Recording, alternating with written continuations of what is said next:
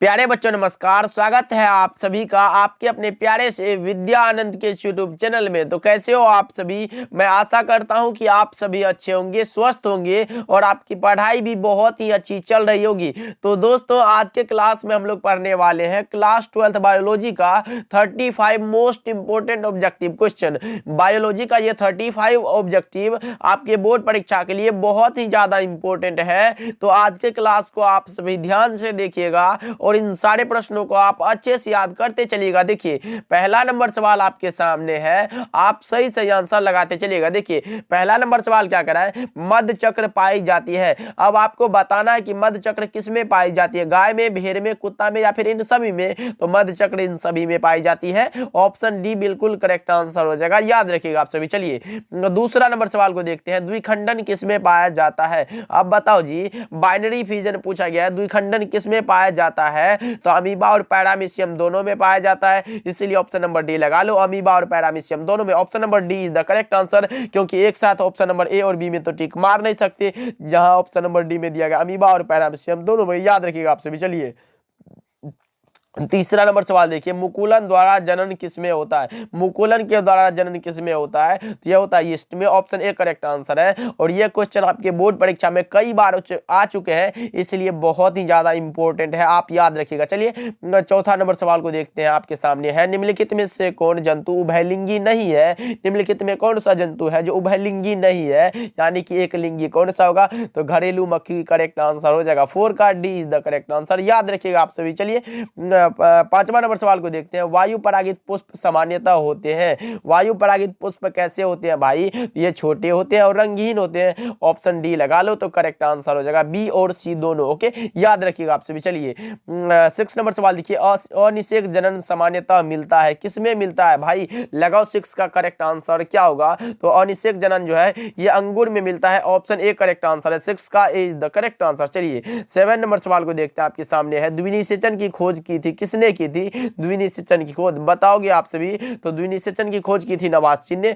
Option B right answer हो जाएगा। अगर पूछे कि निषेचन की खोज किसने की थी, तो वो क्या था, स्ट्रासबर्गर ने, उसको भी आप याद रखिएगा। चलिए 8 नंबर सवाल देखिए, आपके सामने आ चुका, स्त्री दल चक्र पुष्पों में बना होता है, किसका बना होता है ये पूछा जा रहा है आप सभी से।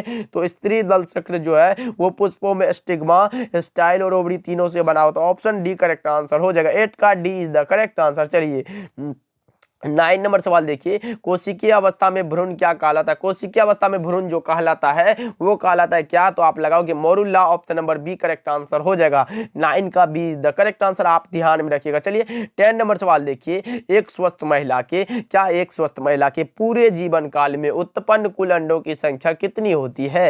एक स्वस्थ महिला के पूरे जीवन काल में उत्पन्न कुल अंडों की संख्या होती है 400।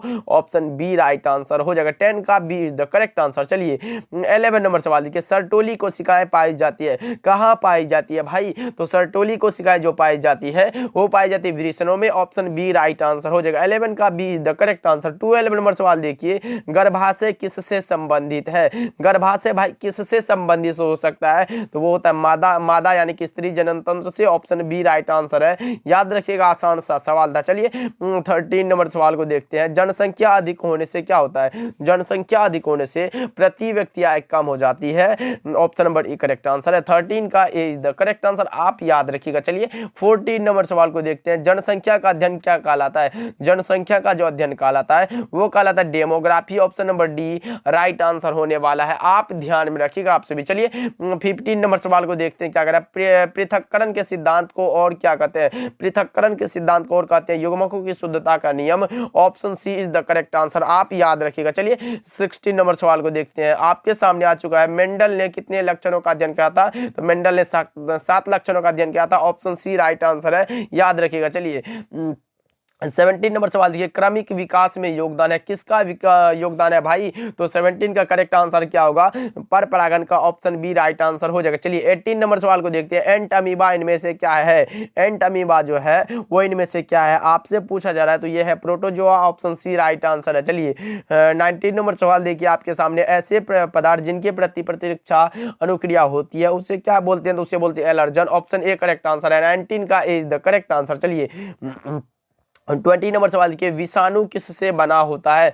विषाणु जो बना होता है वो होता है प्रोटीन तथा न्यूक्लिक अम्ल से। ऑप्शन बी राइट आंसर है भाई, 20 का B is the correct answer, याद रखिएगा। चलिए 21 नंबर सवाल को देखते हैं। जुकाम यानी कि साधारण ठंड लग जाना वो किसके कारण होता है? वो होता है राइनो विषाणु के कारण। ऑप्शन नंबर सी में दिया गया है, 21 का सी इज द करेक्ट आंसर, आप याद रखिएगा। चलिए 22 नंबर सवाल को देखते हैं। इनमें से कौन जीवाणु जनित रोग है? इनमें से कौन सा है जो जीवाणु के द्वारा जनित रोग है? तो मैं बता दूं इसका करेक्ट आंसर हो जाएगा 22 का जो करेक्ट आंसर है वो हो जाएगा कुष्ठ रोग, क्षय रोग, हैजा, तीनों। Option number D correct answer हो जाएगा। चलिए 23 नंबर सवाल को देखते हैं। मेहसाना किसकी प्रजाति है?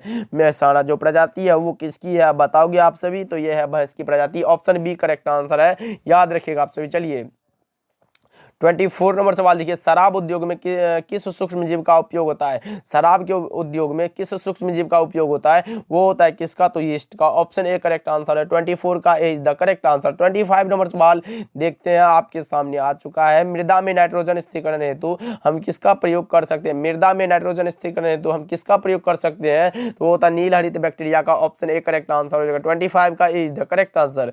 26 नंबर सवाल देखिए आपके सामने, निम्न में से कौन अकार्बनिक पदार्थों का प्रयोग करते हैं? निम्न में से कौन है जो अकार्बनिक पदार्थों का प्रयोग करते हैं? वो करता है स्वपोषी। ऑप्शन ए करेक्ट आंसर है, 26 का A is the correct answer. 27 number सवाल को देखते हैं। परिपक्व शुक्राणु के शीर्ष भाग पर एक टोपीनुमा संरचना पाई जाती है, उसे क्या बोलते हैं? परिपक्व शुक्राणु के शीर्ष भाग पर एक टोपीनुमा संरचना पाई जाती है, उसे हम लोग बोलते हैं acrosome. Option A correct answer है, 27 का A is the correct answer. चलिए 28 नंबर सवाल को देखते हैं। चरम समुदाय किस क्षेत्र में पाया जाता है? चरम समुदाय जो है वो किस क्षेत्र में पाया जाता है? तो ये पाया जाता है संतुलित क्षेत्र में। ऑप्शन ए राइट आंसर है, 28 का A is the correct answer. 29 number सवाल को देखते हैं। लेक ऑपरेंट किसका प्रतिनिधि है?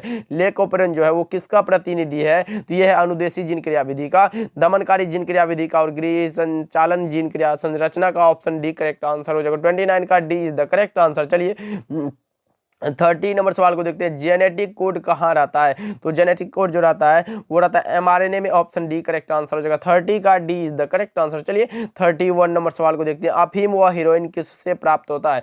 अफीम व हीरोइन जो प्राप्त होता है वो होता है पेपावर से। ऑप्शन बी करेक्ट आंसर है, 31 का B is the correct answer. 32 नंबर सवाल को देखते हैं। भारतवर्ष की प्रथम राष्ट्रीय उद्यान है, भारतवर्ष का जो प्रथम राष्ट्रीय उद्यान है वो कौन सा है बताओ आप सभी? तो ये है कौन सा?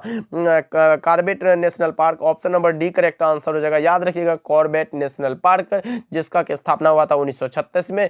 ऑप्शन नंबर कौन सा? डी लगा लो, करेक्ट आंसर है उत्तराखंड में। ओके चलिए देखिए 33 नंबर सवाल देखिए। विश्व एड्स दिवस किस तिथि को मनाया जाता है? विश्व एड्स दिवस मनाया जाता है 1 दिसंबर को। Option number B right answer है, लगा लो आप सभी। चलिए अगले प्रश्न की ओर बढ़ते हैं। अखबार के कागज में कौन सा विषैला तत्व होता है? अखबार के कागज में विषैला तत्व होता है पीबी, लीड होता है भाई। Option number B right answer है, याद रखिएगा आप सभी। चलिए 35 नंबर सवाल देखिए आपके सामने। वन्य जीव संरक्षण अधिनियम प्रस्तुत किया गया था, कब किया गया था ये पूछा गया आप सभी से। तो यह किया गया था 1972 में। ऑप्शन ए करेक्ट आंसर है, 35 का ए बिल्कुल करेक्ट आंसर हो जाएगा।